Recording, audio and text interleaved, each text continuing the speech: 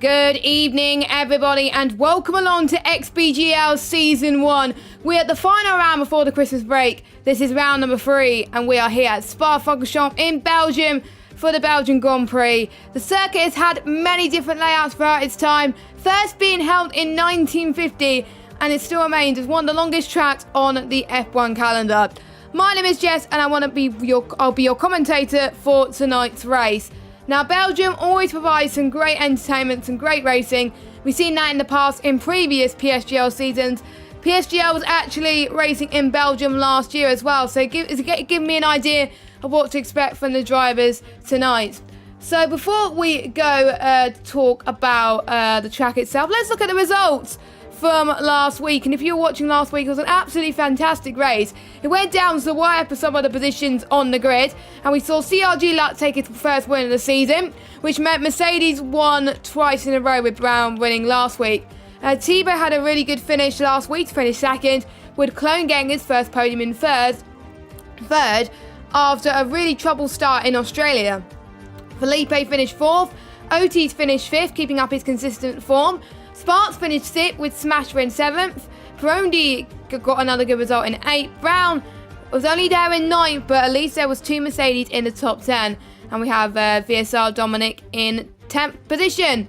Looking at the drivers' standings then, because of Luck's win last week, he takes the lead of the championship because he scores 2 consecutive podiums.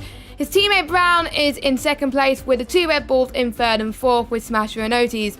Felipe is in 5th position, Thibaut in 6th, 7th is Clone, Lefted in 8th position, Sparks in 9th, Crescito in 10th, and we have Rhombus in 11th, Peroni 12th, Placky 13th, Hawk 14th, Dom in 15th, and I'll go through the rest that you can't see on the screen.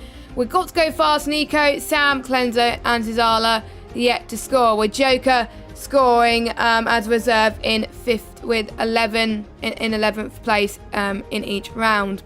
So, without further ado, let's take a look at this very beautiful track situated in the Ardennes Forest, which I feel is pretty good. It's 7 kilometers long, 19 turns, 10 to the left and 9 to the right, going through famous parts of the circuit. We have 2 DRS zones, 1 at the start finish straight and 1 at El Rouge and Radion.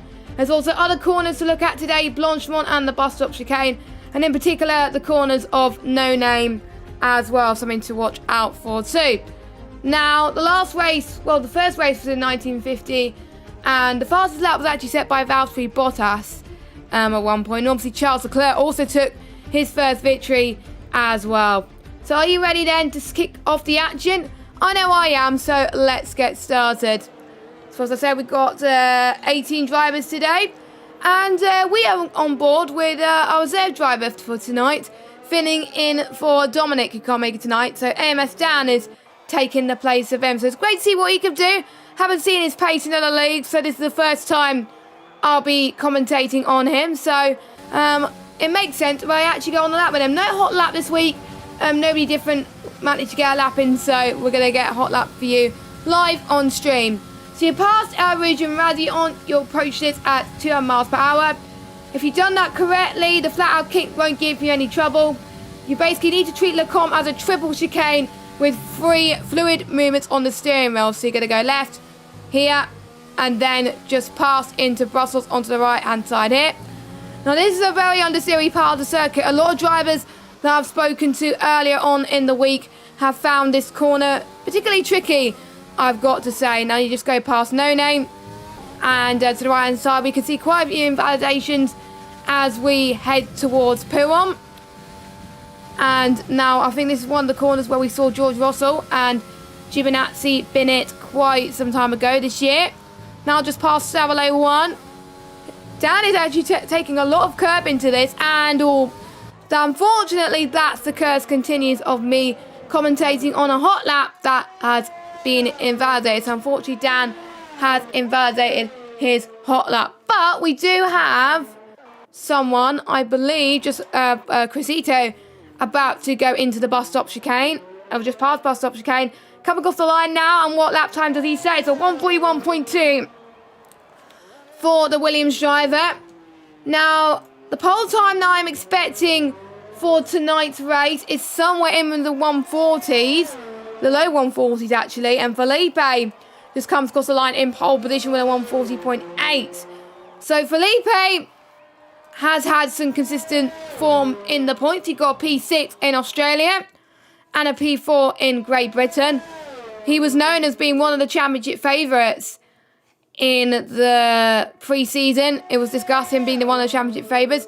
He's not up there at the moment, but this could be a trap where he could be the one who actually challenges the front runners as well. We still got a few more people on their laps. Nico is actually on the lap as well in the Ferrari.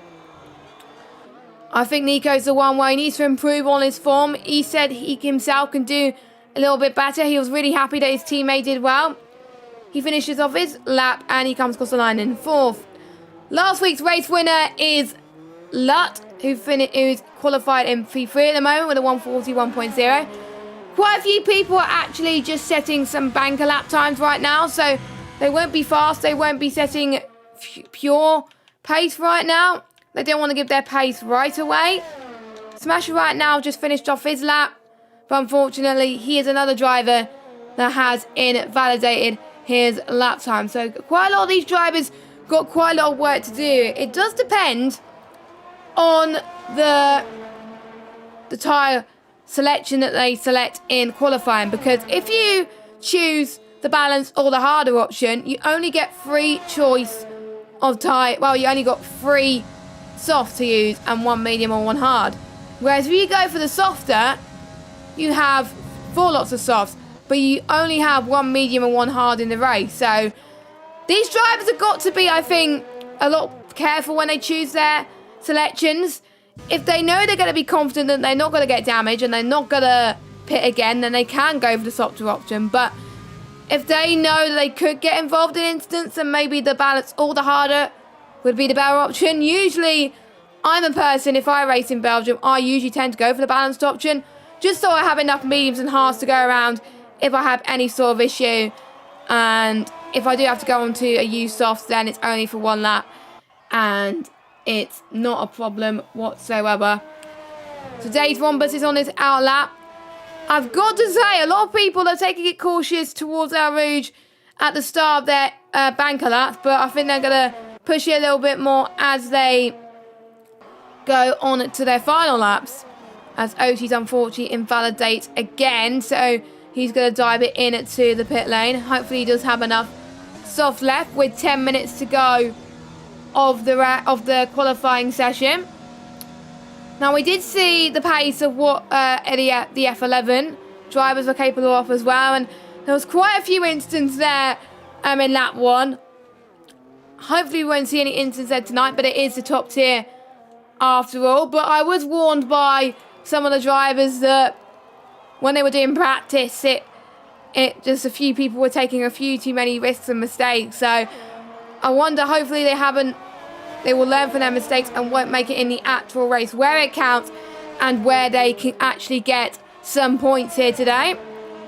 And don't forget, the Drivers' Champion, 2nd place in the championship and 3rd place in the championship actually get some prizes as provided by our sponsor, Brutal Democracy, and they're providing prizes for the 2nd season of PSGL, or 2nd season in a row.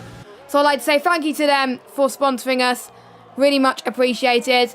And for XBGL, 1st place wins £100, 2nd place wins £30, and 3rd place wins £20. So quite a lot of money for these drivers.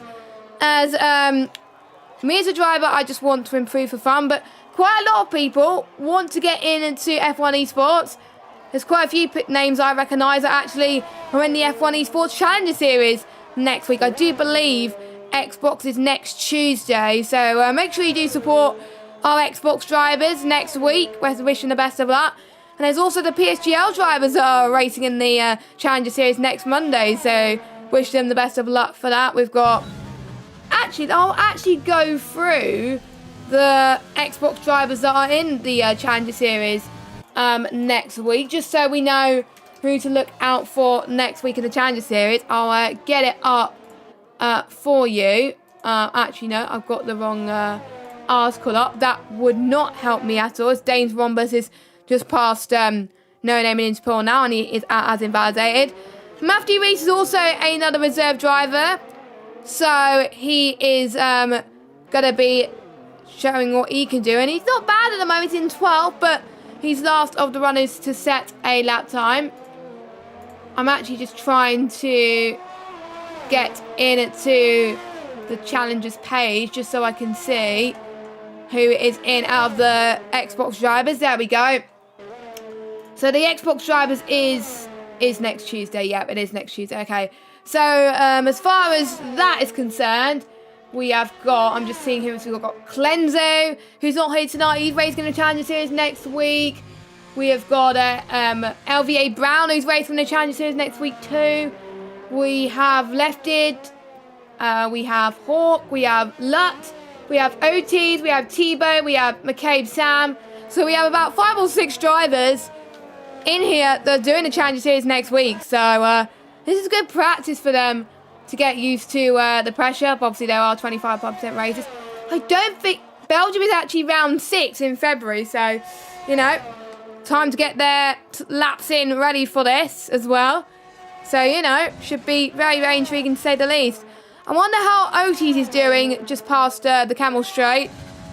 And let's see how they take Lake Como this time and into Brussels, because that is where I've seen a lot of people getting caught out in terms of invalidations. Otis is purple sector 1, and just saying that, he's just invalidated. So, unfortunately, that was commentator's curse again at his finest. To be honest, guys, I don't think I should say anything, because that happened. So I do apologise, guys. I do apologise. But anyway. And I do have reports from the drivers that there are threats of rain in the race. So I'm actually going to check if it's for the whole race or if they're just joking or anything like that. So I'm just having I'll just have a look at that. I'll just get the drivers to just to tell me. So I'll ask for rain for the whole race. It'll be actually interesting to see if there's rain for the whole race, because I saw a lot of people not using the means at all for their banker laps. Usually some people do, so that may give us a clue that it is wet, or it might just be a wet start to the race and it may be a wet to dry. I do remember that the weather throwed a bit of a havoc in the mix in Britain, but it did dry up pretty quickly, so we might see what happened in Britain last week as well. So that should be interesting. I think I've taken the F2 curse from last season into Xbox this season, which I do apologise. So, thanks to one of the reserve drivers for saying it. So, I don't usually ask the drivers about the weather, but since they put it in the chat anyway, and I usually check Discord, I could not check. So, anyway, the 2/3 of the race are rain, and the last part of the race is dry. So yeah, the majority of the race is going to be rain. Now, I'm not going to ask if it's full wets or winters. I'm just going to leave that as a surprise. And that might mean some people may have compromised setups in their tank. They may not have a fully dry setup in their mitts, because it's obviously going to be really hard in the wet. It may be good towards the end of the race, but at the start of the race, it's not going to be as good. So they may have a mixture of a wet-dry setup, or they may just have a wet setup entirely. So we may not see times fully fast, but there may be people that haven't not checked the weather at all. So very, very intriguing. So we've still got 4 minutes left to go of the session, and 6 drivers not to set a lap time. That includes 2 of the Red Bull drivers, one of the reserve drivers down. We've got Dave Rombus as well. Lefted not setting a lap time, and Sam as well. So let's follow Sam. Hopefully Sam won't give us a curse in terms of lap time. Hopefully not anyway, because otherwise I would probably make myself a complete noob, as Sam goes purple in sector 2. So his lap time is looking very, very good at the moment. Hopefully it's not a bit of a glitch of in the game then, which I don't think it is. So he goes in towards the bus stop now, clipping that right apex and into the left. Here he comes then. The shortest run to the line, and it is going to be a 140.9, which just puts him into the 6th place. The last person into the 140s. The first person in the 141s. It's got to go fast in P7, but I know a lot of these drivers can improve on their lap time. What about Lefted? As I believe Lefted has just started his lap time. As it's not letting me go on board for some reason. There we go. He's just started his lap time. He's got a bit of traffic behind as well, which is can be quite frustrating. And it's quite hard around here to let people through, except if it's in the Camel Straight or through Blanchimont, I would say, as well. And potentially through Stabilo. But apart from that, you can't. So you just got to be aware of which drivers are on the lap and which drivers are not. So we'll have to wait and see. And it's getting quite overcast at the moment. It's not as clear as it was at the start of qualifying. So the temperatures will be quite colder than it is usually.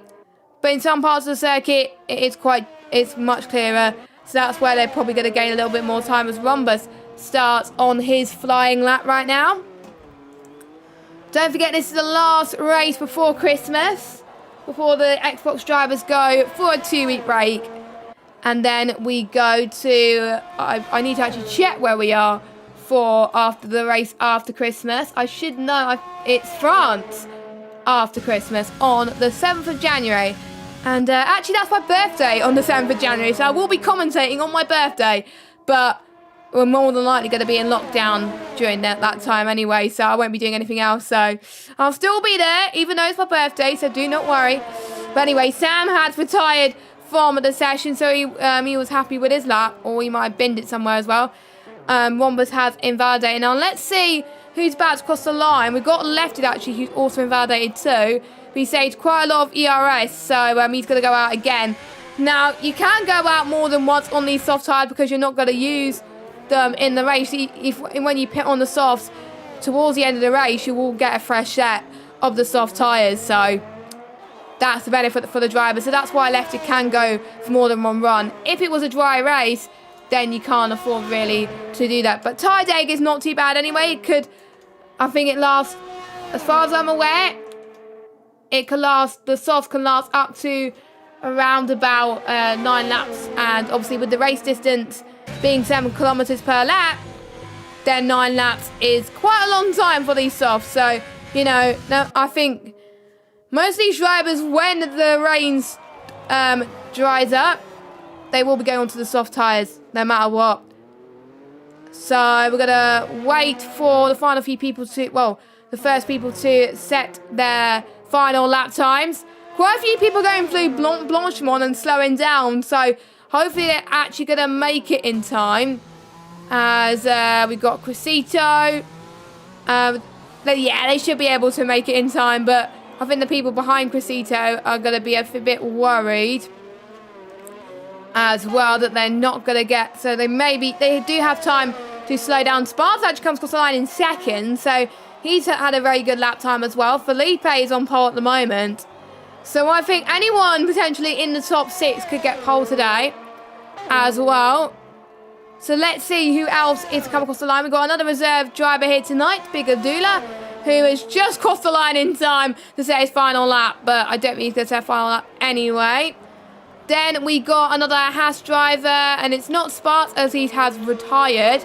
It is the reserve driver, Matthew Rees, who has unfortunately invalidated his time.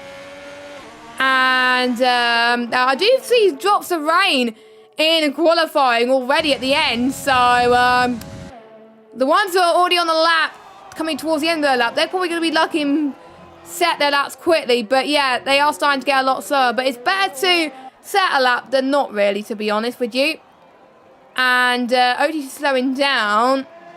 And he comes across the line in 15th position. Next we have the Mercedes of Brown.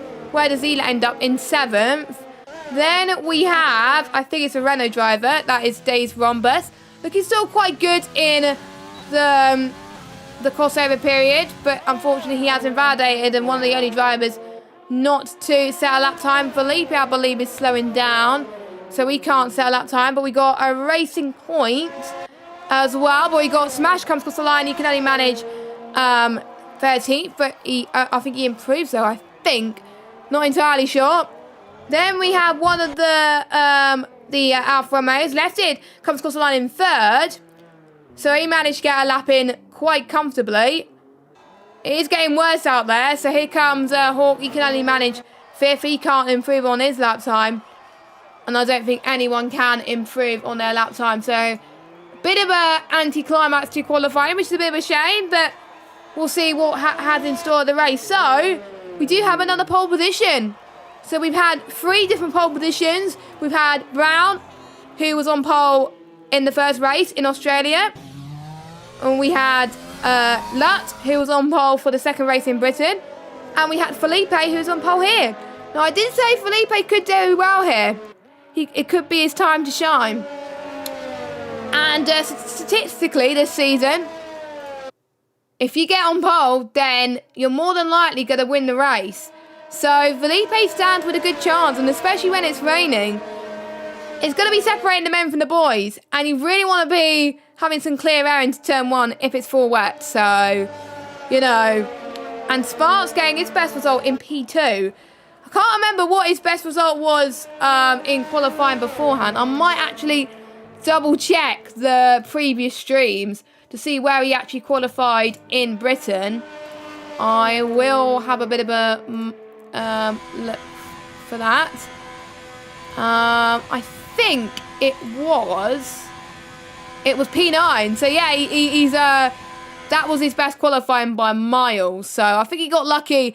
And actually, him and Lefted actually set the same lap time. But the balls on this game, just like obviously, I think it was Portugal in '97, where 3 people set the identical lap time, but it was the person who set the lap time first who gets it. So here you go. We've got Felipe in 1st, Sparks 2nd, Lefted, then Lutt, Hawk, Nico, Brown, Peroni, and Sam then got to go fast. And then people outside the top 10, it doesn't matter about 3 tyres, because obviously they'll be starting on the Interstall the 4 wets. We've got Clone, Abdullah, Smasher, Crescito, Matthew Rees, Otis, Dan, and Days Rombus. 2 of the Red Bulls, not where they're used to be at the moment, but I think those were the drivers who got very unlucky in terms of the weather compounds that people were suffering in the race. So we're just looking at the strategies at the moment. And I'm looking outside my commentary box window and it's not raining. So I think a lot of the drivers, in particular the ones that were caught, that were probably caught out, the ones that were on 2 laps, used tyres, such as the 2 Alfa Romeo boys who did invalidate. They're probably thinking, hang on, it's not raining. Why am I on the soft tyres?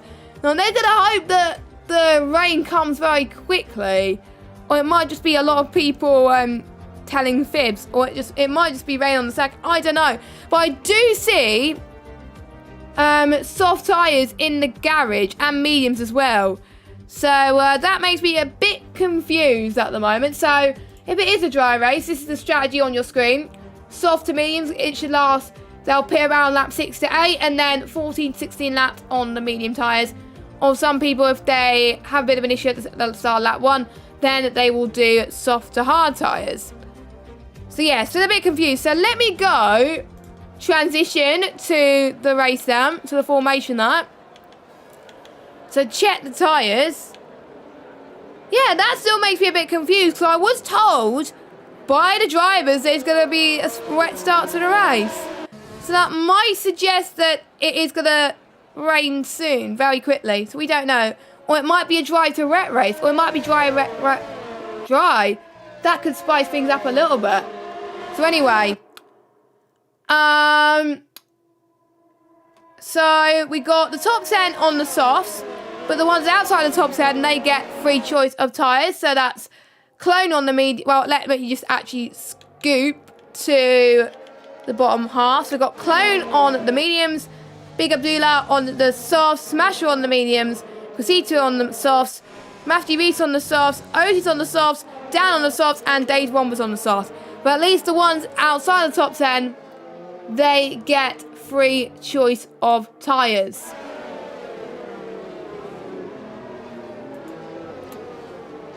But anyway, should be intriguing to say the least this race. I want to see how the 2 alphas get on and the ones that were also on 2-lap old. So I think those were the only ones that were on 2-lap old softs when they set their fastest lap time, I believe. Everybody else should be fine inside the top 10 because they had only one lap on that. And, do I see I might have saw a raindrop somewhere. I'm not quite entirely sure. It may be just me, my imagination, but yeah. It's getting dark quite quickly here, so some people, if the rain just comes down quick enough, they may need to pit in like lap 3 or lap 4, but let us know your predictions in chat. Do you think the rain is going to come sooner or later? We'll have to wait and see, of course. Now, obviously, like I said earlier, thanks to also our sponsors, Brutal Democracy, that are providing prizes to the top 3 of XBGL and also providing prizes to the top 3 of PSGL F1 and the first place winner of PSGL F2. So thank you very much to them as well for your continued support in the league as well. So we're just waiting for Rhombus to line up on his grid slot. This is the final race of 2020. These guys want to go out with a bang. If they get a good race here, then this is going to carry good momentum going into next year in 2021 for the remainder of the season. We've got a bit of a long hold, and I can't see the lights. So hopefully the lights will come quickly. There we go. 3 lights, 4 lights, 5 lights.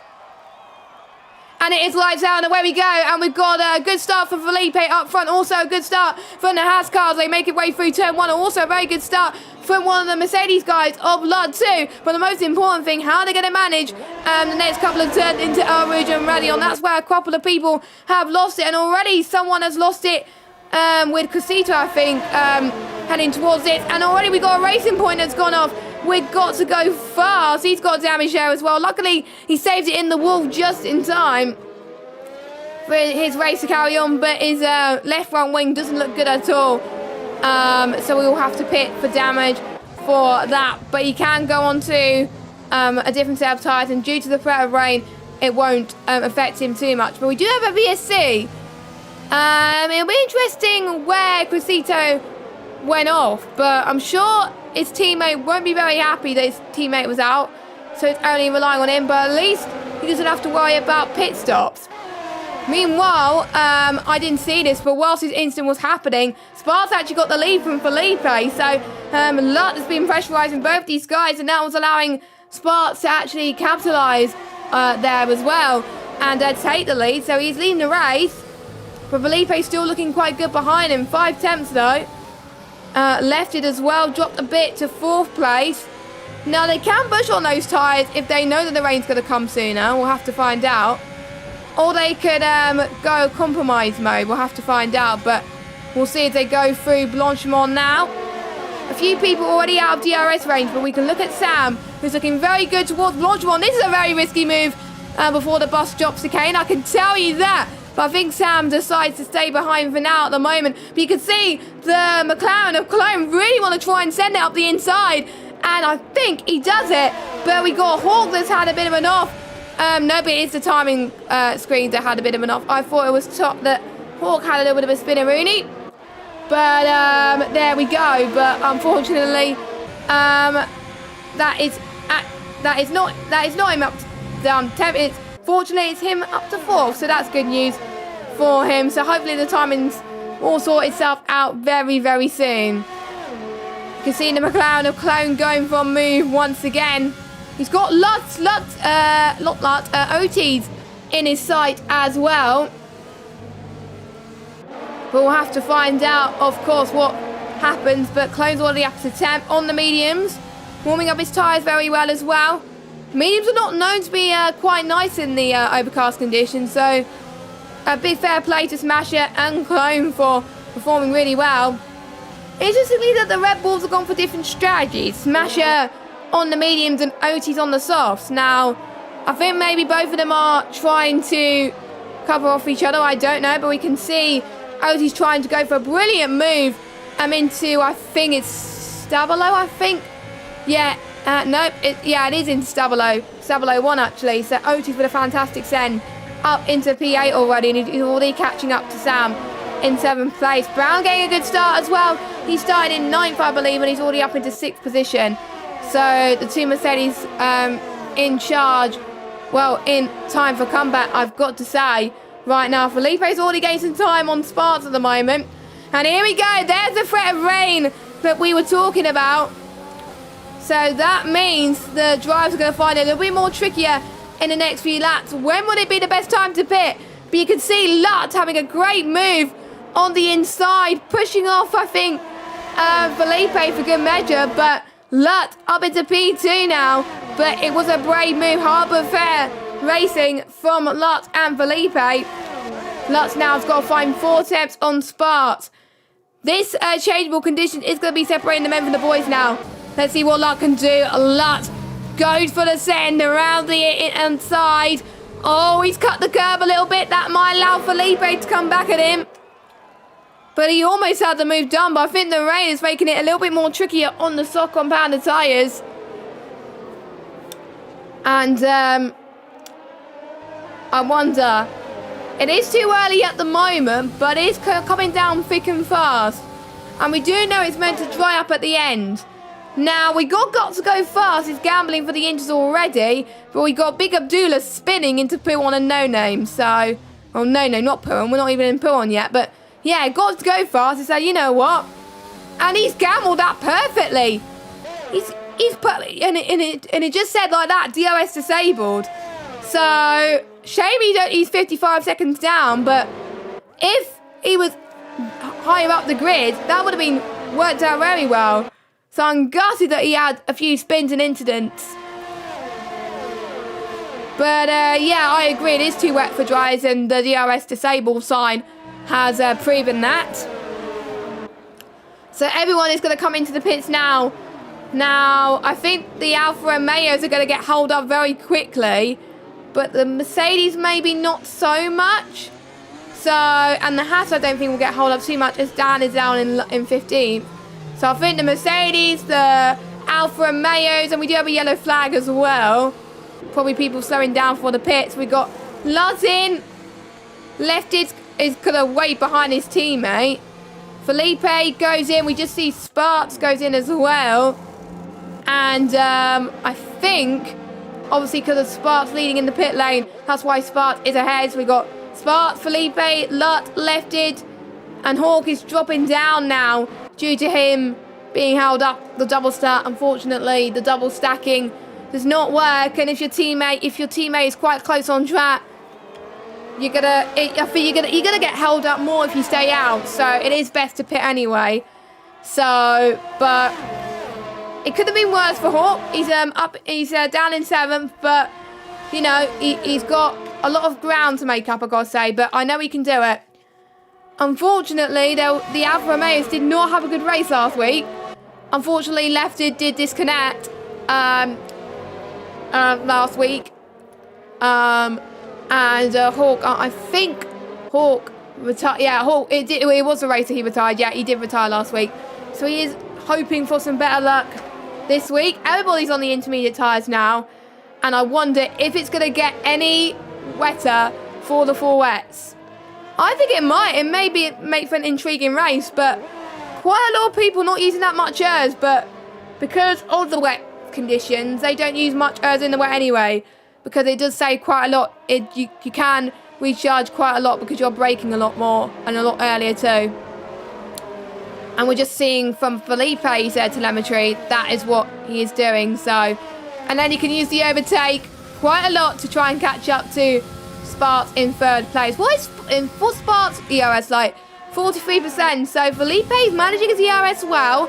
He knows that he can't use too much very quickly, because otherwise, when he tries to attack Sparks in first, he won't have enough to use. Now, obviously no DRS, they're going to rely on pure skill and slipstream to get past. Now, CRG Lutz, that is someone that I was not expecting to spin. He's been caught in the bus stop chicane. That might have been a spin by himself. He doesn't like the wet conditions at all, as it seems, as he's dropped down into 6th position. that promotes Otis up into 5th. Now, don't forget, if I look at the position changes, Otis started all the way down in 16th, I would say, 16th place. And he's going to make another position up into 4th. So he is the king of position gains of this race so far. So Otis has had a dream start. And obviously, because a lot of people were caught up by the double stacking, Otis was the one to benefit from it. Obviously, they were a bit further apart, the Red Bull guys as well, I think. So, you know, Otis could be on for another podium position, and he is showing at the moment that consistency is key right now. And obviously, Sparks gained 1 position. Felipe dropped 1. Lefted to say where we are in 3rd. He's looking quite comfortable at the moment. He's 1.9 seconds behind Felipe. Lefted said to me earlier on that he was looking quite comfortable in Belgium, and he wants to have a good race, and he knows that he could possibly win this potentially as well. He's one of the 2 drivers that actually, there's quite a lot of drivers in this tier that have recently got signed up to a new team with Lefted and Hawk both getting signed up to the VSR team, Visceral Racing. So a big congratulations to them. And being in a new esports team can be quite tricky. Different adaptations, different setups potentially as well, different people helping you out as well. You know, it can be quite hard to adapt, but, you know, they've been chosen to be in part of teams for a reason. A lot of people are in esports teams, so unfortunately Clone had left the session. So hopefully someone could give Clone an invite or something like that.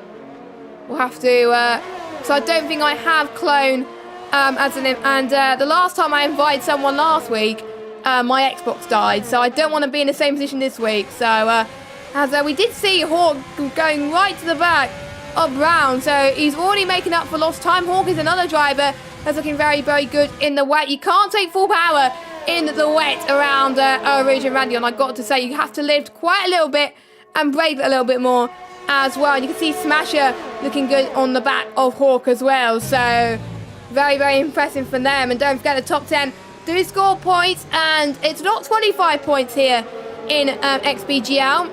It is 16 points for the first place, 12 points for second, 10th place for third, 8th place for fourth, 6th place for 5th, 5th place for 6th, and then so on going to 1. I think I got it right.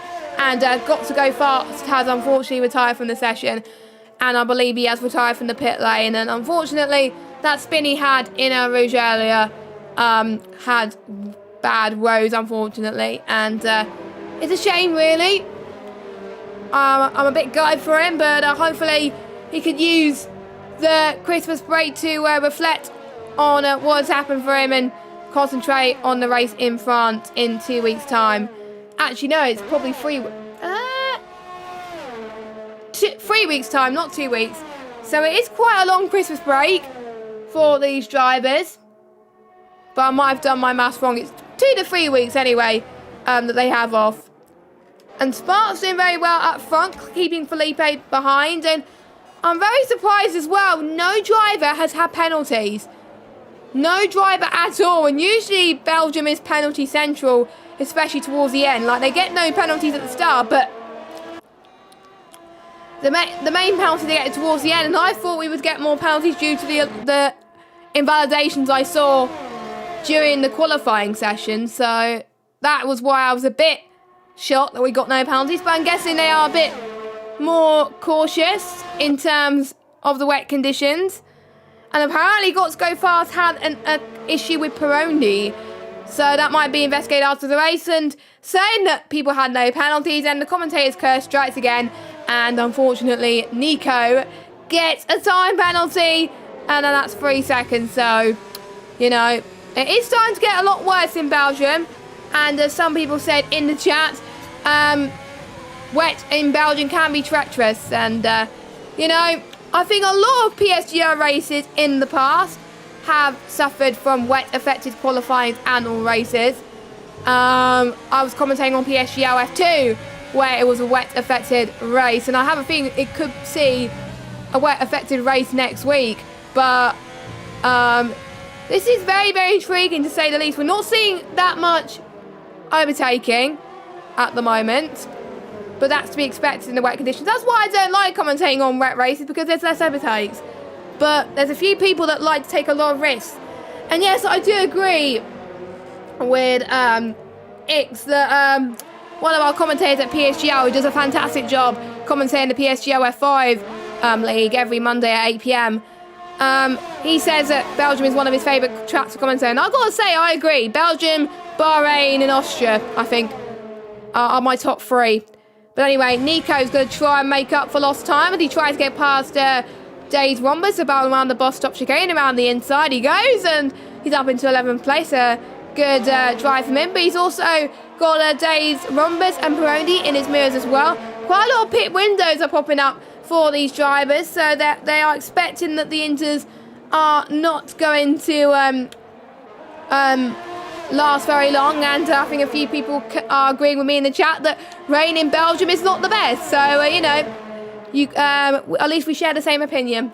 So we got another penalty from Hawk down in 8th position, but he's under pressure from Smasher in 9th. He's looking quite impressive at the moment, not where he quite wants to be, but he did say in one of the interviews in Australia that he's looking for consistency, looking for some points. He was hoping for more podiums though than he was expecting, but you know, he is there to have some fun. These are some quicker drivers that, you know, on a good day, you can. Most of these guys have been competing in the top leagues for years. And Smasher, I've commentated on quite a long time. I've commentated on him when he was using line. So he has developed as a driver from using line, I think, on F1 2019 to using no line at all, I think halfway into F1 2019. So it is hard, because obviously the XBGL league has completely no assist. So obviously some people had to adapt with the no line. I haven't actually asked the question, because I think quite a few people, it's their first time using no line, but I think a majority of people, they've used no line for quite a long time, so they're already used to it already. But nice to see a few drivers excelling at the moment. And we only had 2 retirements, and we got Clone. I don't think we can get an invite back from Clone. Oh my goodness! We've had Lutz with another spin, and Brown, I think, got caught by that. He had nowhere to go. So Mercedes drivers are not having a good race, and that's Lutz's first retirement of the season. So that is a shame from him. He was very, very unlucky there. And yeah, that's I was not expecting him to retire or have a bad race, but again, that is just, I'm guessing he just doesn't like the wet conditions. But I'm assuming Brown is going to have to pit, and that's Smasher up a position then, as actually Smasher up 2 positions as Lutt has retired. Obviously Brown is down in position now, because Brown, he's got, I think, a lot of downforce lost in this track at the moment, and he's got Hawk right behind him as well. So Hawk needs to get past him, because it's hard to get past someone with damage, and if you get held up a lot by someone with damage, then you're going to have the likes of Nico and Matthew Reese catching up to you as well. Yes, Brown was very lucky not to get damaged there. But that could have been a big controversy if one teammate accidentally takes out another teammate. But I can tell you that was an accident. That wasn't that was an accident. I don't think either of them meant it, so I think that they are still going to be all right after this, I'm sure, both of these teammates of Brown and Lutz, because obviously I know they are good friends in the league racing world, so I know both of them didn't mean it, so it's all good. And yeah, the end plate is completely gone, I think, for Brown. So yeah, that's why he's losing so much time, and Brown will probably have to go into the pits due to that. That is a shame. That is gutting. Hopefully he carries on, because he could still challenge for fastest lap. And as far as I'm aware, looking at my tyre data, it's Brown's data, so I'm guessing the damage is not as bad as it seems. And the Inter's last 14 laps, so they don't last the whole race. So I think Brown is waiting until he next pits, because he knows the Inters are not going to last until the end of the race. So that is a big risk to have, because he's probably going to build up a train of Hawk, Nico and Peroni up behind as well. Now, Sparks was built up a gap to 1.1 seconds up in front, but now he's now 9/10. So Felipe is catching. Lefted though, however, is not catching up to Felipe, but at the moment he's probably quite happy in third. But he's got Otis in the Red Bull, who is chasing down every move. Obviously, Otis being the big star at the moment, gaining the most positions, but it is not over until the checker flag falls. And I think, yeah, Brown doesn't have any damage. I don't think. I thought I did see some end plate damage from Brown, but he was very, very lucky to get away with no damage there. So he is staying out. He's not going to lose that much time at all. I think he only lost about 2 seconds, I think, due to getting caught up with Lut. So, yeah, I think I'm glad that he didn't get any damage at all.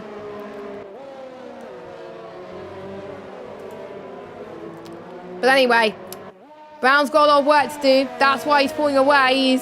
He's got a little more grip on his tyres, but he will probably have to pit earlier compared to his rivals.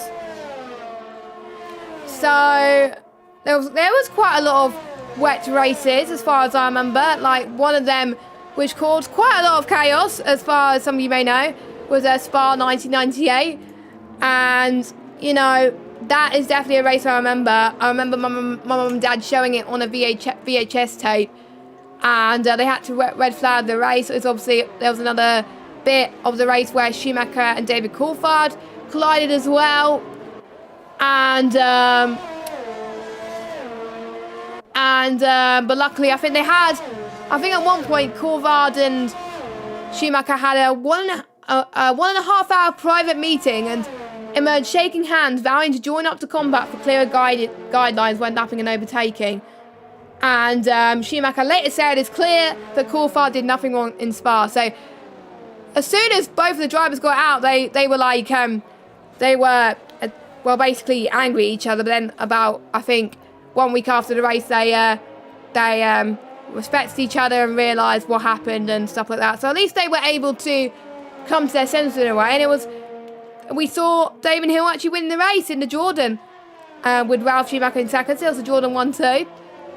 My sudden thoughts was the fact that I think maybe the team was told that Schumacher was not meant to be winning with Jordan, maybe, so that's why Damon Hill did win. Or maybe they just wanted to keep Damon and Schumacher P1 and 2 and they didn't want to fight each other. I don't know, but there hasn't been that much team orders this season in F1 2020, in the real life season anyway. There was quite a lot in F1 2019. Remember, with Sebastian Vettel and Charles Leclerc in Russia, which did cause a bit of a chaos. And most of the race, all we just heard was the Ferrari team radio going back and forth, to be honest. And yeah, we do miss the Murray Walker commentaries, I've got to say, because I remember him commentating that exact crash where Schumacher and Coulthard collide into each other. It's like, Schumacher and David Coulthard is out! And yeah, you know, and I remember Murray Walker being so shocked about what happened. He just couldn't believe what happened. But anyway, we got a battle in our hands. Finally we got a battle. And so we got Otis and Lefted. Otis got past Lefted, so Lefted, I think, struggling for grip out there at this moment in time, as Otis is now up into a podium position. No penalties for our top 7 at the moment. And speaking of that, that was really bad timing, and Sam has also got a time penalty.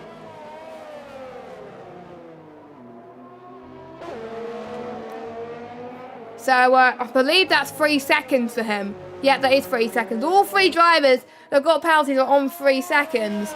I wonder if any of the drivers have got any warnings at the moment.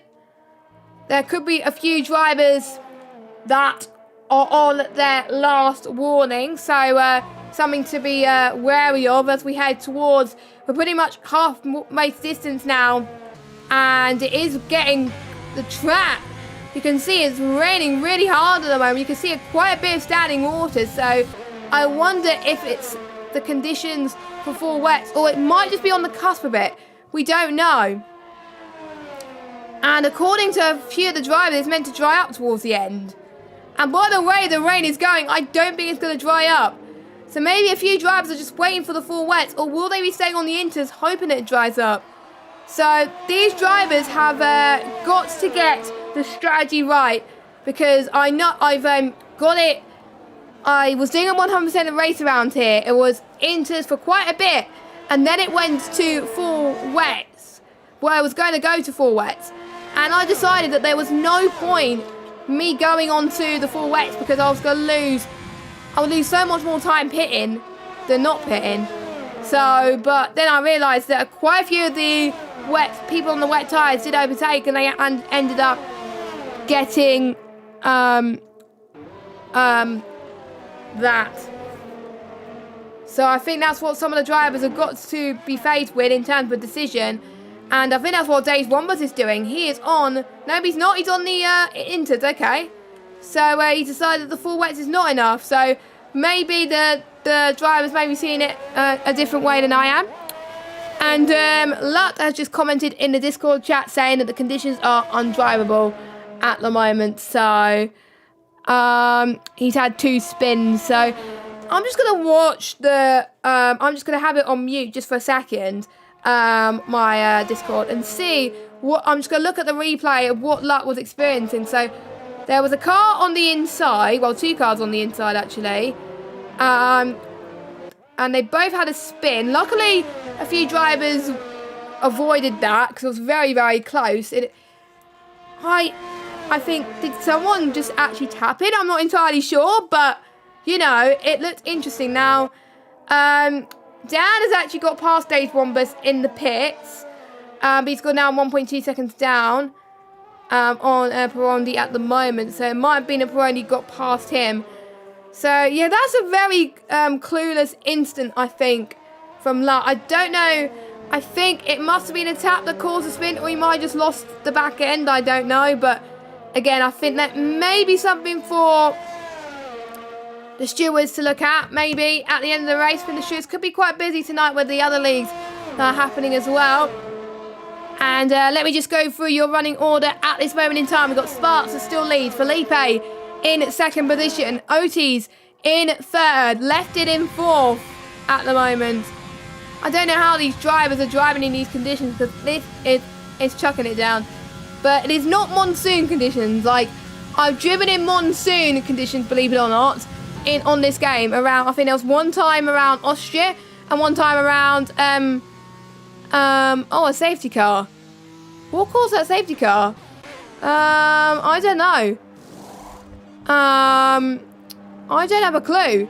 It might have just been someone bidding it, I'm not sure, but I did see Big Adula might have had a bit of a spin, and that is not good. Sam's in 5th, but he's going to drop down a lot, and Sam just says, you know what, I give up, which I don't blame him. But yeah, Sam has got a drive-through penalty for speeding under the safety car. And Big C is commenting in the chat saying he misses the DRS trains. To be honest, I can't imagine now a race without DRS. And I always wonder the first race with DRS. Let me just have a look actually. First race with DRS was 2011. So 2011 was the first race used with DRS.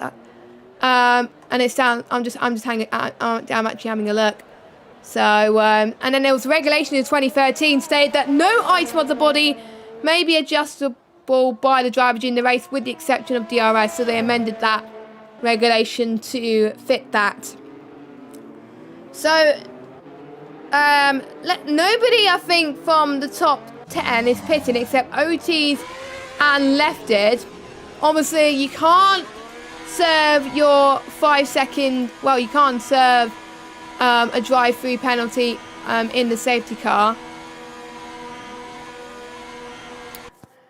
You can. The only thing you can serve in safety cars is stock go. So, and I've learned that quite a lot. So Otis is still going to come out just ahead of Lefted, because obviously Lefted has pitted as well.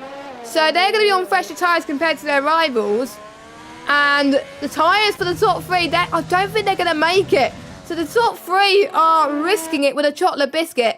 Sam will have to pit anyway, but he won't be pitting for tyres. So he'll probably have to pit twice. But probably he's realised his mistake and he's probably given up because of it, which is a bit of a shame. But hopefully he has given up. Hasn't given up. And quite a few people have lost it due to the safety car up here as well. Hawk as well has dropped down into 11th position. Hawk has left the session. Unfortunately, I'm not gonna try and invite people because, again, like I said last week, the last time I tried inviting someone, my Xbox decided to time out. So I'm not going to do the same again. So hopefully someone can actually invite the drivers back in who have disconnected, maybe. Because obviously it's a safety car. There is a great opportunity. So, but we'll see. So the ones that are pitted are as follows. Otis, Lefted, Smasher, Brown, Peroni, Nico, Reese, Dan, Hawk, Rhombus, and Adula. Everyone else has not pitted in the safety car. And it is going to take a while for the drivers, I think, to catch up to the safety car. So I think it'll be 1 or 2 more laps before the safety car comes in. So watch out for the safety car restart. This is I'm already going to predict that this is going to get absolutely mental towards the end. So hopefully these drivers are a bit more cautious. I think Sparks is not used to the safety car restart, starting on his own. And he's probably under a little bit more pressure because he wants to win. He was very close to getting a podium last week. He was having a really good battle with a few drivers, actually, which was talked about in the interviews. Otis in particular, we had a nice chat in the interview box about the battle. And, you know, it got tense. And he was still quite happy where he was to finish, because obviously he finished 4th in the first race, 5th in the second, and he's probably going to get 4th here as well, maybe 3rd due to Sam's penalty and obviously for him serving his drive-through. Some other stars of the show at the moment. Felipe is well in 2nd, trying to chase that. Well, he's trying to be on the best possible chance for him to get past Sparks. Sparks, obviously, with him leading the race, can't remember where it was, but he did get a good launch off the line as well. Left it as well. Let me just actually look at the positions gained a minute as well. So I'll go through again. Sparks up 1, Sam up 6, but he's going to drop down a bit to his drive-through, and then he'll have to pit again. Otis up 12, Smash It up 7, Matthew Reese up 5, Dan up 6, and Dave's Rhombus up 5. And the ones that lost positions, obviously, and Otis has dropped down into 4th. It might be due to Sam's ghost, so actually, no, he hasn't dropped down position. It was just me imagining things. He just lost it a little bit and he just went back, so that's fine. I thought it was just a safety car glitch. Hopefully there isn't any safety car glitches with any way, shape or form. Let us know in chat who you think is going to win this race, because anything can happen. You know, anything can potentially happen in the final few laps, you know. I think because everyone is so close, if you get a penalty, it's going to cost you not just one position, but a lot of positions in this race. And I don't think the safety car is coming in yet.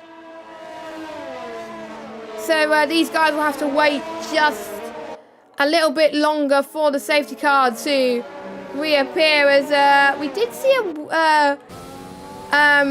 Felipe and Sam having a bit of a battle there. You're not meant to have a battle underneath the safety car.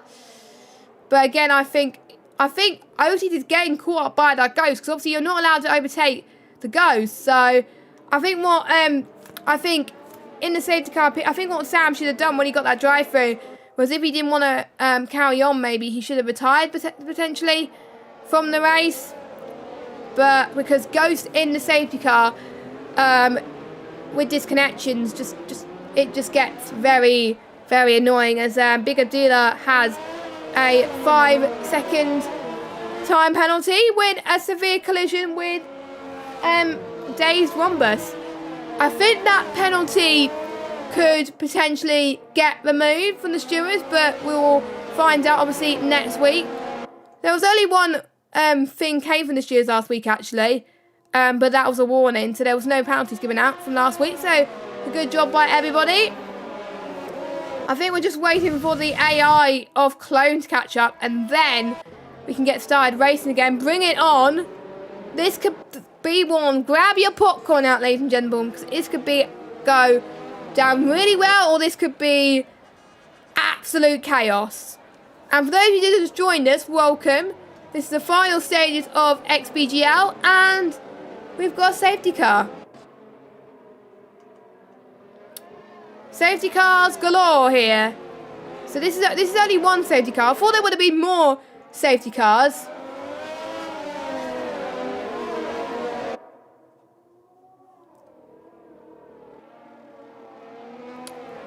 So we are in for an intense final few laps. And I don't know who's going to win. And that is why I don't usually get predictions up for the race wins. Mainly because I bottle those predictions.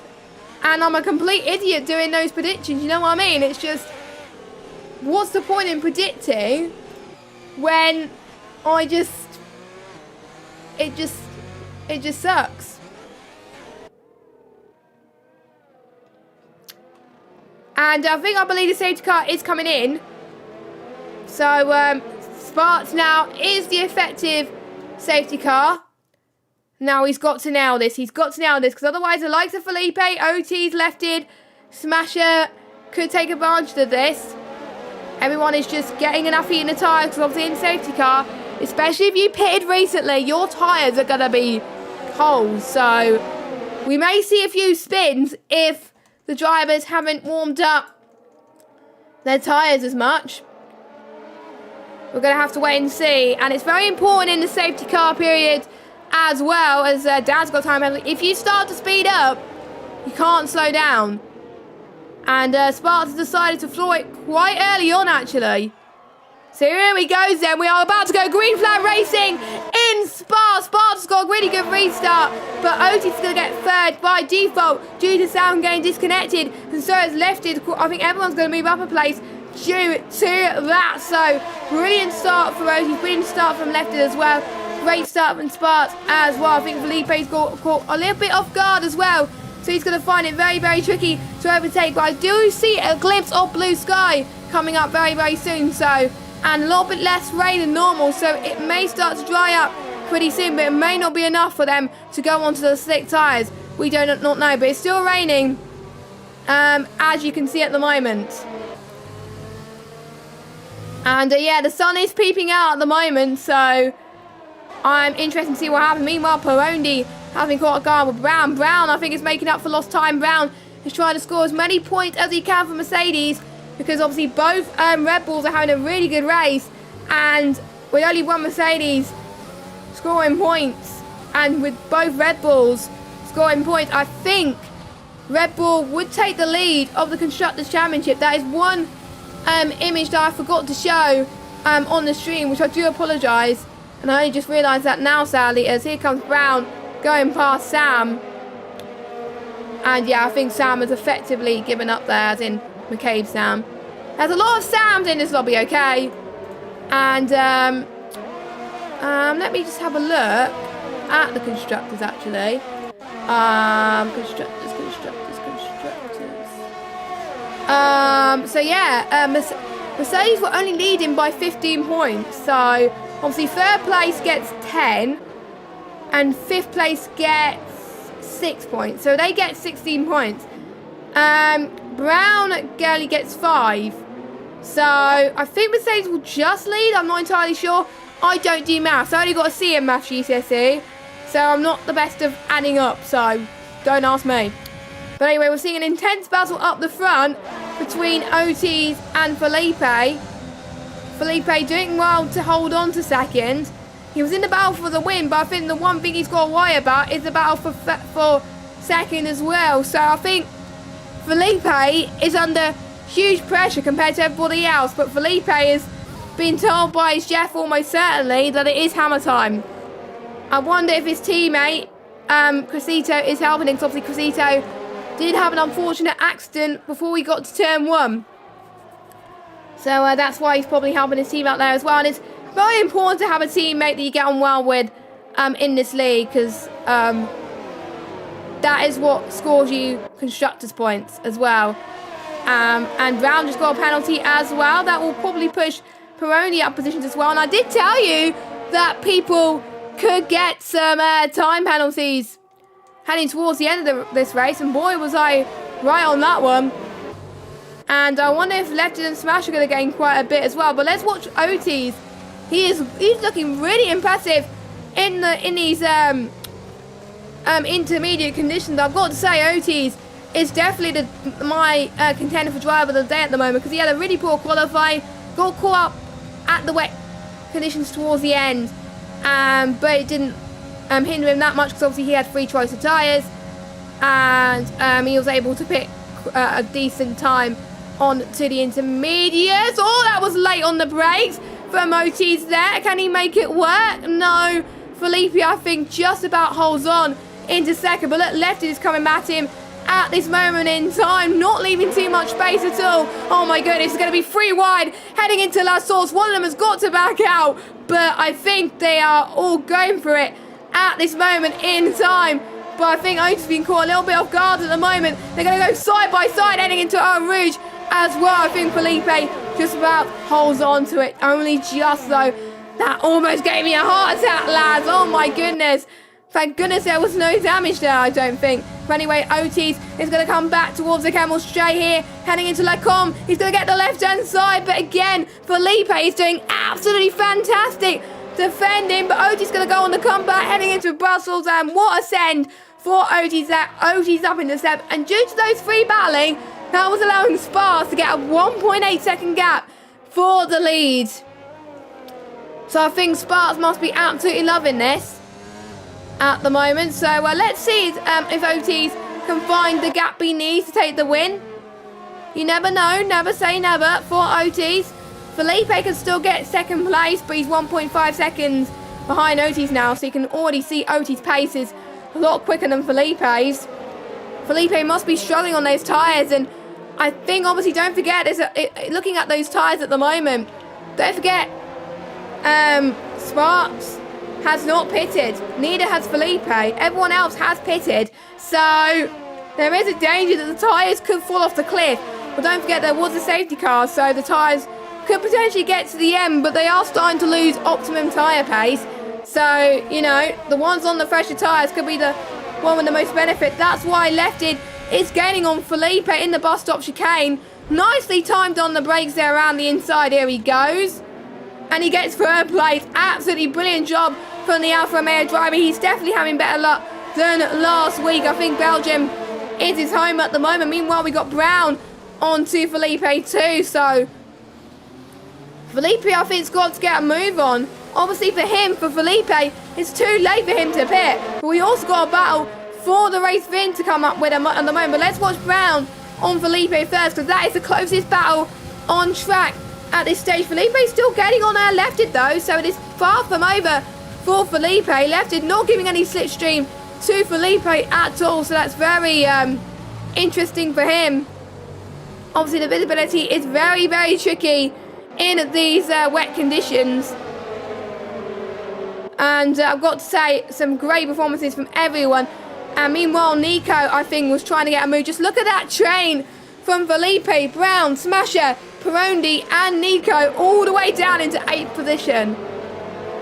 And obviously the ones from 8th downwards have got penalties, so Brown's also got a penalty. So Felipe, if Felipe does not get any penalties, he's going to remain in 4th position.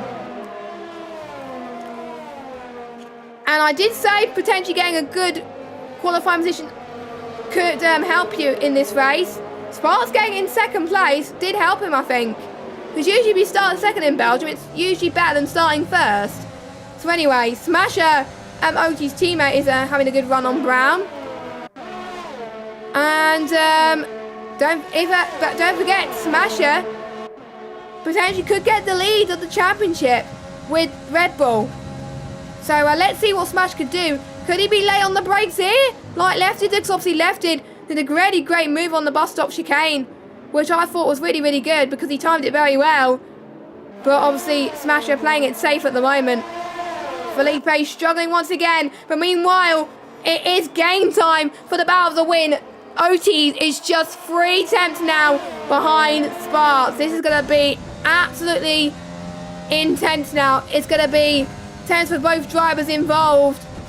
OT's had to lift off a little bit there. What is OT's DRS? 19-12.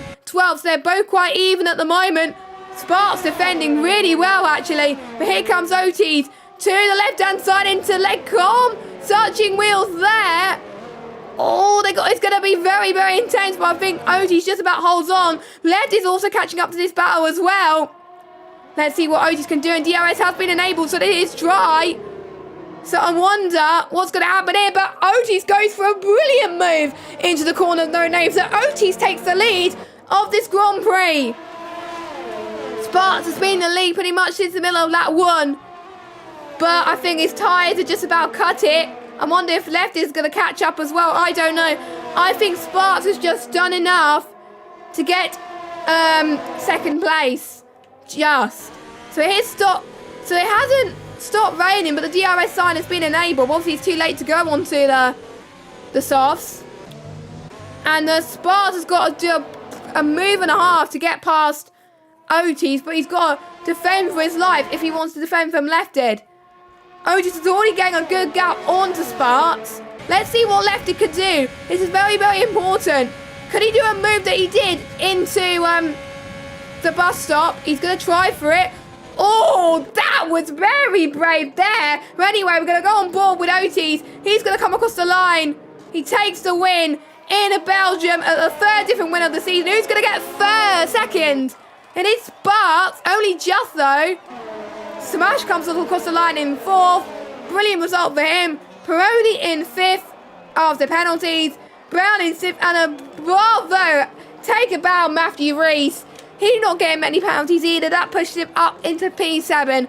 What a fantastic debut for him. And I'm sure the team will be very, very pleased with him. I'm sure we'll be happy as well. Nico has a good result in 8th. And due to Felipe's, I think Felipe must have had a spin because he's dropped down into 8th.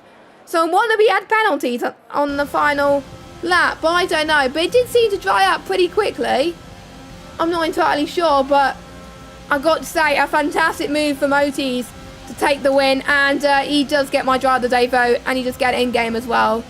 And I'm sure he definitely wants to have an interview after that race. He saved the tyres when it counted. He pitted when it counted. I think the ones that did pit in the safety car period were the ones that benefited from it. But Sparks did a great job holding off against Lefty to get second place, to get his best result of the season as well. So I think the people in the top 3 definitely deserve to be there. All 3 of them drove a great race. Lefty with some great moves as well. I mean, it was just a good race, all in all. So let's go for your results. Otis wins from Sparks in 2nd. Lefty in 3rd, Smasher 4th, Peroni 5th, Brown 6th, Matthew E 7th, Nico 8th, Felipe 9th, Days Wombus in 10th getting the final point. And I don't think nobody gets the fastest lap point, I don't think. That is CLG Luck who has retired. So there we go. So the ones outside the top 10 that finish, Hawk and Dan, and your non-finishers are Clone, Sam, Bigadula, Lut, Got to Go Fast, and Crescito. So, yeah, that has been the Belgian Grand Prix. I would like to know what happened to Felipe, actually. Did Felipe get penalties? Let me have a look. No, so he must have had a spin somehow. So I'm going to join the commentary box and going to try and get the top 3 for an interview. I know I'm almost certain that Otis and Sparks would want an interview. I wonder if Lefty will as well. So I'm going to ask them. So, give me a second, guys.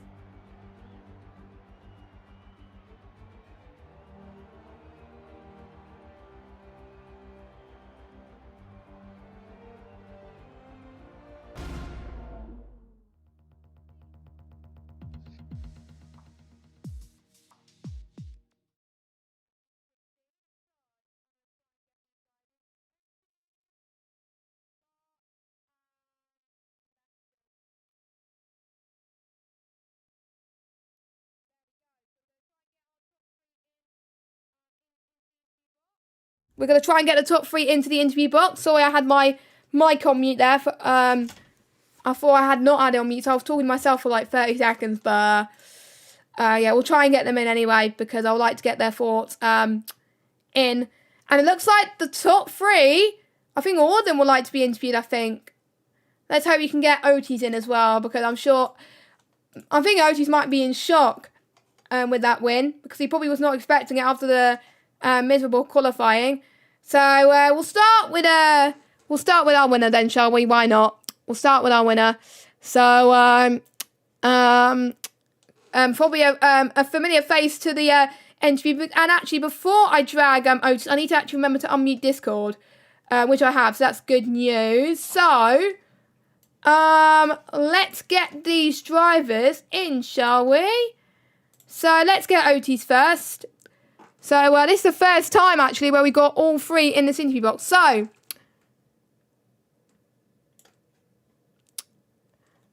Otis, a big congratulations there on your win. You probably wasn't expecting that after a terrible qualifying.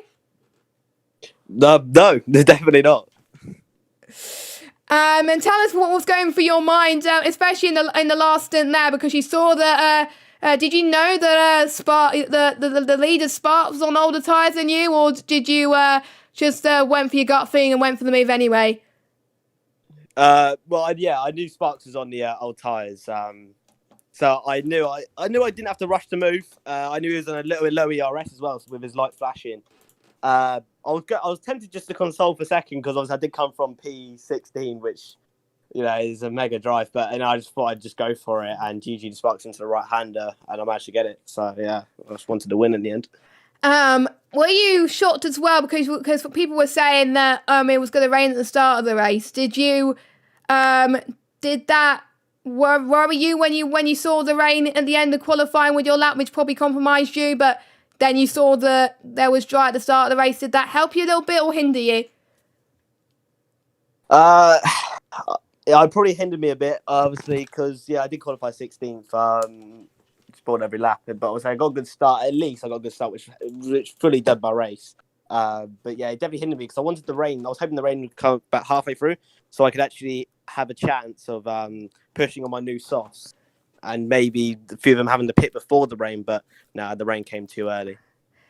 Yeah, it did. I think I was expecting to come early anyway, but I know a few of the drivers, I think a few of you were not sure when it was going to come, because you know how Cody's are a bit unpredictable in terms of the weather slots as well. So that makes it your 3rd race in a row where you've been in the top 5 as well, and another race where both you and Smasher score consistently in the points there as well. So you must be feeling very happy that Red Bull are doing well in the Constructors, because Mercedes weren't up there today, unfortunately.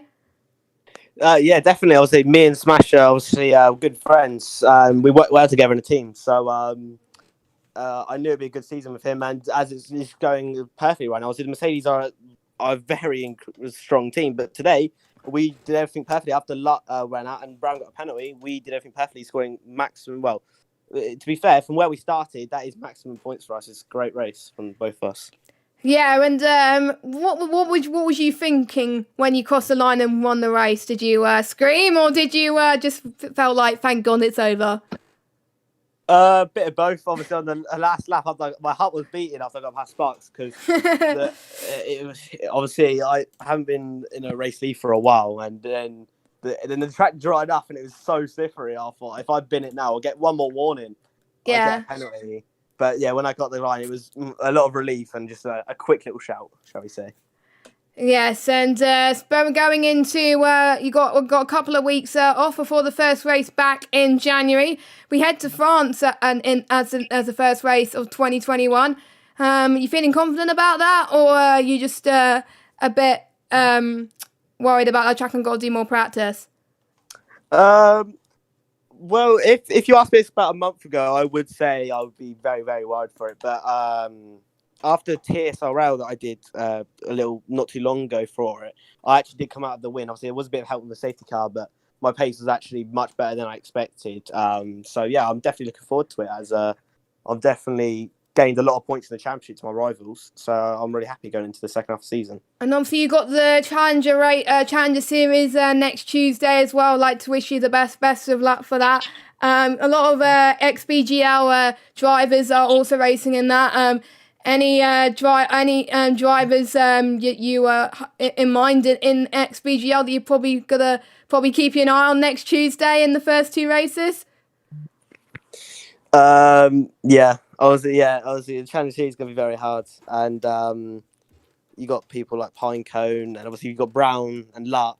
They're going to be so quick. So I've got to start practicing and try and make sure I'm kind of close to them, shall we say? Just do the best I can. Yeah, I'd like to wish you the best of luck for that next Tuesday, and to all the other drivers that are racing in that as well. And we finished talking with you. We may as well talk to our second place man, Sparts. Jack, you probably weren't expecting to be that in position either. Started P2. You had a really, really good start, and also you took the lead.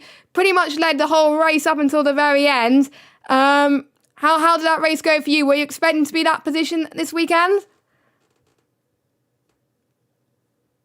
Sparks, can you hear me? I don't think Sparks can hear me. Jack can hear me because I think he's probably talking and he can't be heard. So I didn't. No, sorry. Are you here? Did you hear my question, or shall I repeat it again? Can you repeat again, please? Sorry. Yeah, so you started off P2. You got the lead in the first lap. Pretty much led every lap apart from the halfway into the final lap. Tell me what was going through your head on the last lap when you were battling with OTs, because you were on older tyres, obviously. And were you expecting to be in a position where you were fighting for the win? Well, practice, I didn't feel too confident. Not you. Oh, I think we lost him again. I think we lost Jack again. Apologies. So we'll just give it a few more seconds, and then if we can't get him, then we'll try and get. Very happy with that. Yeah. I think you got cut out there a little bit, unfortunately. So can you say that again? Sorry. Pretty much didn't have much confidence going into practice because I'm not particularly good at Spa, but I messed up my qualifying in the middle sector and probably bottled the chance of going for pole. But P2 is. Yeah, I think we've lost you. I think we lost you. So I think we're going to probably try and get third place man in. I think. Yeah, I'm going to message him saying we lost you. I don't know what is happening. I got it. And then Yeah, I think you cut off again, Jack. So I do apologise. So while she fixes that, I'll get third place man in because he's been waiting very patiently there. And Lefty, you were performing really, really well in this race. You did some good battles towards the end. Probably one of the moves of the stream. Now, were you happy with the podium? Yeah, I was. Definitely the best I've driven in the rain on this game so far. So I had low enough expectations when I saw the weather. So I'll take the podium. Yes, because it must have been hard when you were going into the crossover period as well, and you saw.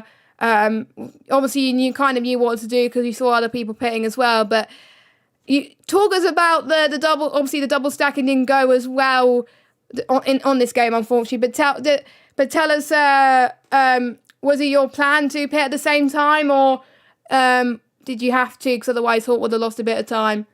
We had to. If HX4K would have stayed out another lap, he would have lost probably 20 seconds. So It's a losing shame. 10 in the pits was worth it. Something that I wish Cody should bring in, to be honest, to the game is double stacking, but it will probably never happen as well. So you were pretty much in a similar position pretty much the whole of the race. And then obviously when the safety car came out, did that change your strategy a little bit more about pitting? Or was that a relief when the safety car came out because you knew you could go on fresher tyres?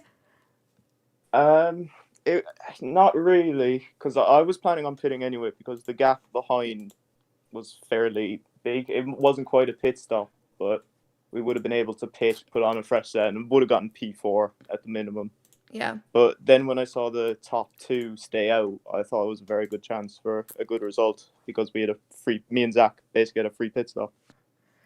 Yeah, pretty good as well. And tell us what was going through your mind as well going into the final few laps, because there was a few times where you were caught me off guard that you were late on the brakes at one point. You went for a superb move in the bus stop. You must be liking moves going into that bus stop chicane, because pretty much all of them worked out really well for you. Yeah, well, I knew the 2 that stayed out would have had to brake a bit earlier just because of lack of grip. So Yeah. It's such a large braking zone in the wet. You can make some good dive bombs there. Yeah, and that was absolutely brilliant. I think a few people were commenting on how good that move was. So great job there as well. And now going into France in a couple of weeks' time, do you say you're feeling confident about France, or are you a bit worried about it? I wouldn't say I'm worried, but I despise the track. I don't think anyone likes the track, to be honest, apart from a few people, so I'm not surprised. And obviously you are also in the Challenger Series as well, I believe. So obviously you won't be practicing XBGL for a while because you got the Challenger Series to focus on. What's your expectations on that? Because obviously you've got a lot of XBGL drivers in there as well. Do you think you're going to qualify for the Pro Exhibition, or do you think you have to work a lot harder? Most likely I won't qualify, but there's always a chance. So we'll just see how the races go. Yeah, we'll have to wait and see. And hopefully we can get Sparks back in the session. Fingers crossed. Hopefully you won't cut off. I'm actually going to close Chrome because it might. I wonder if it's my end or his end. But anyway. We'll start him again. So it seems like you were very, very happy with your start of the race. The final few laps must have been intense for you as well. What was your decision not to pit under the safety car? I've just plugged in the mic, so hopefully it's okay. But pretty much my intention from when we went to the Inters was I'm not going to pit. I want to stay out for the entire race because I felt like I was good at tyre saving around this track. I did a lot of race practice for this one. And, I wanted to stay out, but I never expected everybody else to pit. And then as soon as I realised everybody pit, I knew this was going to be a very tough race. And going on to the restart, I believe, Lefted, Felipe, Oxters had a massive battle at turn 1, and I had a 2-second lead, and I had a glimpse of hope, but Oxtez, with how quick he is in the wet on this game, and with the grip he had, he was just too quick at the end. But I tried everything I could, without killing him, obviously. But honestly, you were giving it absolutely giving it everything out there as well. You had the winning your sights there as well, and you had a good start as well. Does it make you even hungrier in France to go for the win after your good performance in Belgium? France is one of my stronger tracks on the game. Yeah. So I'm really hoping to try and go for the win once again.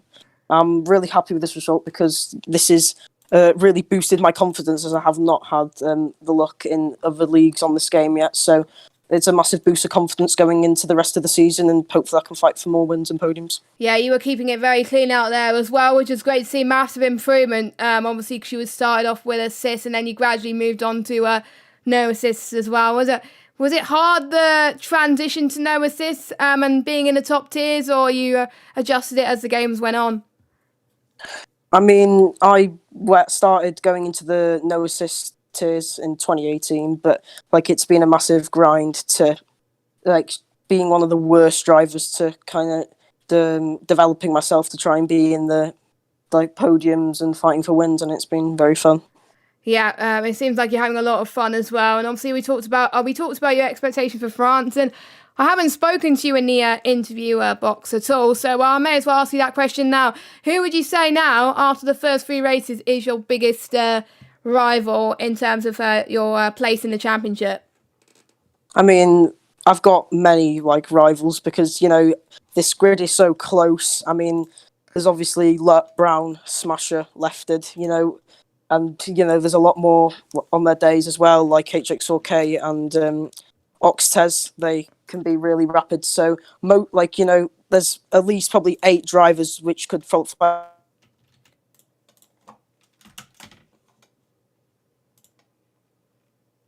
Oh, have we? I think he cut off again. And that was going to be the last question I was going to ask him anyway. We'll see if we can get him back. Hello. Yeah, I think he just lost it for the final 5 seconds or so. But yeah, in a few words, who would you sum up as your championship rivals then? Just say a few, maybe a few names that come into your mind. Probably both the Mercs, both the Red Bulls, and the Alfa Romeos, really. There we go.